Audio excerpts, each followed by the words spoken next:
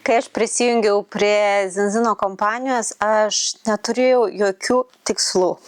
Taip, žinau, šiai dienai yra labai populiaru kelti tikslus ir siekti kažko aukščiau. Aš norėjau tiesiog papildomai pajamų. Neįsivaizdavau nei kiek man jų reikia, nei kaip tai turėtų būti, bet galvoju, kad man reikia kažkiek, kad nebūtų vienas mano tas sausas atlyginimas. Ir man patiko produktai, todėl galvojau, pabandysiu.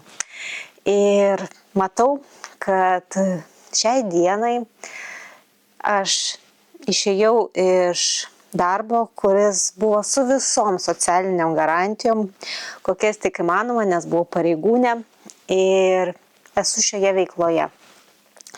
Ir šiai dienai aš žinau, kad aš esu čia, nes labai tikiu produktu, man jis labai patinka ir aš matau jo naudą ir tuo pačiu aš gaunu iš to pajamas. Tai manau, kad turbūt, kai eini tiesiog iš savo širdies, darai viską iš pajautimo. Kartais, kai nejaučiu, nedarau.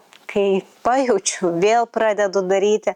Tai mano laikas čia yra tikrai toks banguotas, bet aš turiu daryti iš širdies. Ir aš žinau, tie žmonės, kurie prisijungia prie manęs, jaučia tą tikrumą, nuoširdumą ir tikėjimą. Tai man tai yra labai svarbu, nes dirbtiniai žmonės man nepatinka, kaip ir dirbtinės veiklos.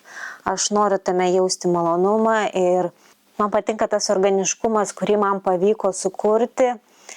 Ir žinau, tai yra mano ta kelrodė žvaigždė.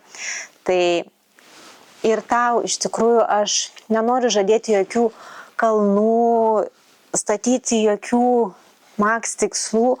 Noriu, kad pajustum širdimi produkto vertę, produkto dvasią ir galimybę būti čia, būti šalia manęs.